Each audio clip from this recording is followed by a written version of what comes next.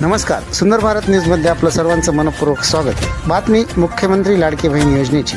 मुख्यमंत्री लाडकी बहीण योजनेच्या लाभार्थ्यांना सदरील योजनेची KYC आधार ऑथेंटिकेशन करणे बंधनकारक आहे.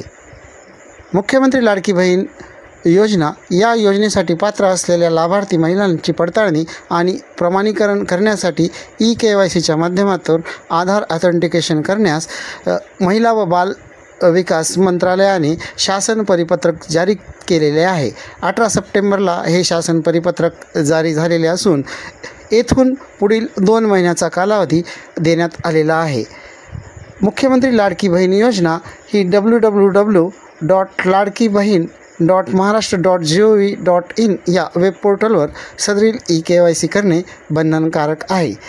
तसेच या योजनेला दरवर्षी जून महिन्यापासून 2 महिन्याच्या कालावधीत